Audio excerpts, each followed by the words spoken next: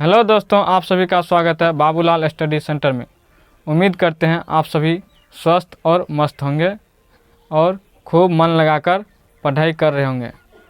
आप सभी का कमेंट आ रहा था, सर इम्पोर्टेंट चैप्टर पर वीडियो बना दीजिए, ताकि जो है समय के अभाव को देखते हुए मेन चैप्टर जिससे ज़्यादा वेटेज रहता है एग्ज़ाम में, ज़्यादा वेटेज रहता है पूछने का question.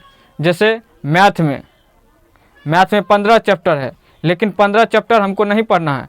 Main chapter VVI chapter पढ़ के आप कैसे अच्छा नंबर ला सकते हैं, उस पर आज वीडियो बनाने जा रहे हैं। तो जैसे फिजिक्स में 5 से 6 चैप्टर है, तो 5 से 6 चैप्टर नहीं पढ़ना आप सभी को, मात्र 2 से 3 चैप्टर पढ़कर आप कैसे अच्छे नंबर ला सकते हैं, उसके बारे में आज बताने जा रहे हैं। तो सबसे पहले देखते हैं मैथ को। जैसे मैथ में 15 चैप्टर है, आपको 15 चैप्टर पढ़ना नहीं है, मात्र आपको 7 चैप्टर पढ़ना है। 7 चैप्टर अगर आप पढ़ लेते हैं तो अच्छा नंबर ला सकते हैं। तो मैथ में सबसे पहला आ जाता है त्रिकोणमिति। अगर आप सभी त्रिकोणमिति अच्छे से पढ़ लेते हैं तो 35 से 40 मार्क आपका आ जाएगा, जिसका चैप्टर नंबर है 8। दूसरा में हो जाता है द्विघात समीकरण। अगर आप सभी द्विघात समीकरण पढ़ लेते हैं तो 20 मार्क आपका आ जाएगा। उसके बाद आ जाता है निर्देशांक ज्यामिति। अगर आप सभी निर्देशांक ज्यामिति को अच्छे से पढ़ लेते हैं तो 15 मार्क जो है आपका आ जाएगा। उसके बाद आ जाता है AP। अगर आप सभी AP पढ़ लेते हैं तो 10 से 15 मार्क आराम से आ जाएगा। सांख्यिकी, अगर आप सभी सांख्यिकी चैप्टर पढ़ लेते हैं तो कितना 10 से 12 मार्क आपका आ जाएगा। उसके बाद बहुपद, अगर आप सभी बहुपद चैप्टर पढ़ लेते हैं तो 5 से 7 मार्क आ जाएगा। उसके बाद है रचनाएं चैप्टर जो है अगर आप पढ़ लेते हैं तो 5 मार्क आपका आ जाएगा। आप सभी को मैं ये बता दूं, सबसे पहले जो 7 चैप्टर है इसी को ही नहीं पढ़ना है। अगर आपके पास समय है तो 15 चैप्टर है तो उसको भी थोड़ा थोड़ा पढ़ना ही पड़ेगा अच्छा नंबर लाने के लिए। लेकिन समय के अभाव को देखते हुए अगर आप सभी मात्र 7 चैप्टर पढ़ लेते हैं तो अच्छा नंबर लाने की क्षमता रख सकते हैं आप सभी। उसके बाद देखते हैं साइंस में जो है फिजिक्स, केमिस्ट्री और बायोलॉजी। तो सबसे पहले फिजिक्स को देखते हैं। तो फिजिक्स में आप सभी प्रकाश का परावर्तन एवं अपवर्तन चैप्टर पढ़ लेते हैं तो 10 से 15 मार्क आपका आ जाएगा। अगर आप सभी विद्युत धारा पढ़ लेते हैं तो 10 मार्क आपका आ जाएगा, जिसका चैप्टर नंबर 3 है। ऊर्जा के स्रोत अगर आप पढ़ लेते हैं तो 10 मार्क आपका आ जाएगा। उसके बाद केमिस्ट्री में चलते हैं। तो केमिस्ट्री में जो है आपको अम्ल, क्षारक एवं लवण अगर आप सभी पढ़ लेते हैं तो 15 से 20 मार्क आपका आ जाएगा। धातु और अधातु अगर आप पढ़ लेते हैं तो 12 से 15 मार्क आपका आ जाएगा। उसके बाद कार्बन एवं इसके यौगिक अगर आप पढ़ लेते हो तो 8 मार्क आपका पक्का ही आएगा। उसके बाद देखते हैं बायोलॉजी में अगर आप जैव प्रक्रम और जीव जनन कैसे करते हैं, मात्र 2 चैप्टर पढ़ना है, उससे ज़्यादा नहीं पढ़ना है। तो अगर जैव प्रक्रम में श्वसन, परिवहन और उत्सर्जन पढ़ लेते हैं तो 25 से 30 मार्क अकेला चैप्टर दिलाने का क्षमता रखता है। उसके बाद जीव जनन कैसे करते हैं, अगर आप सभी जीव जनन कैसे करते हैं चैप्टर पढ़ लेते हैं तो 8 से 10 मार्क ला सकते हैं। और मैं आप सभी को ये भी बता देना चाहता हूँ, मात्र इतना ही नहीं पढ़ना है। अगर आपके पास समय बचा हुआ है तो इसके बाद भी चैप्टर है, उसको भी पढ़ना ही पड़ेगा अगर अच्छा नंबर लाना चाहते हैं तो।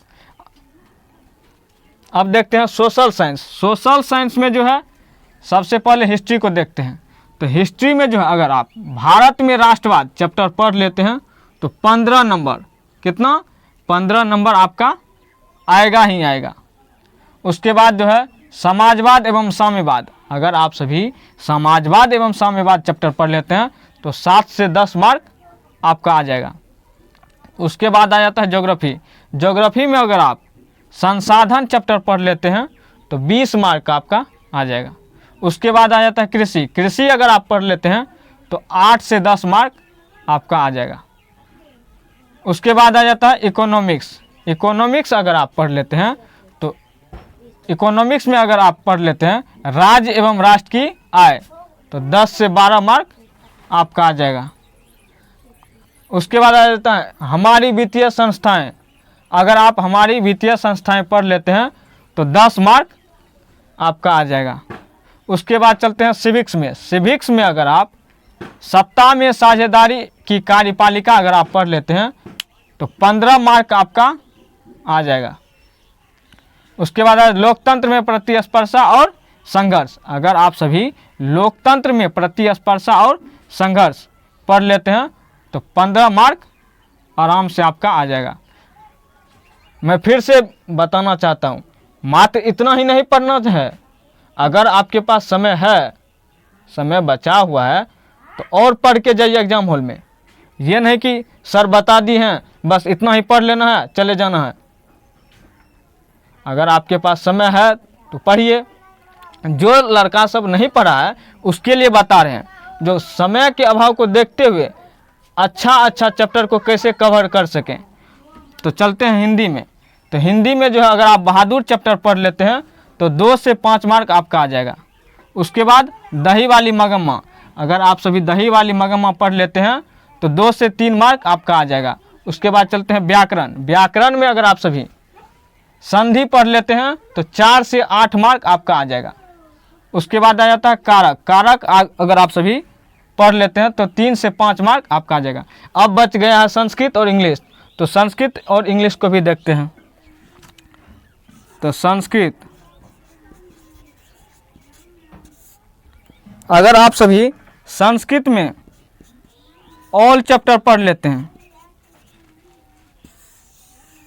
इसमें हम ये नहीं गाइड कर सकते हैं कि ये चैप्टर पढ़ लीजिए, ये चैप्टर पढ़ लीजिए, लेकिन अगर आप सभी संस्कृत में ऑल चैप्टर अगर आप पढ़ लेते हैं तो अच्छा नंबर आपका आ जाएगा। लेकिन संस्कृत में हर एक बच्चा का क्रॉस लगता है। अगर आप सभी संस्कृत में ऑल चैप्टर पढ़ लेते हैं तो हम गारंटी लेते हैं जो आपका संस्कृत में जो क्रॉस लगेगा ही नहीं लगेगा। अगला आ जाता है इंग्लिश। अगर आप सभी इंग्लिश में ऑल चैप्टर पढ़ लेते हैं तो आपका जो है पक्का जो है नंबर आ जाएगा। और जो है हम ये नहीं बताएंगे कि आपको जो है इंग्लिश में ये चैप्टर पढ़ लीजिए, वो चैप्टर पढ़ लीजिए। अगर आपके पास समय है तो सब चैप्टर पढ़िए, लेकिन समय को देखते हुए ये चैप्टर बता दिए हैं जो आप सभी इतना पढ़ लीजिएगा तो आपका अच्छा मार्क आ ही जाएगा। अगर आप सभी को यह वीडियो अच्छा लगा हो तो अपने दोस्तों के पास ज़रूर भेजिए और लाइक, कमेंट और सब्सक्राइब ज़रूर कीजिए।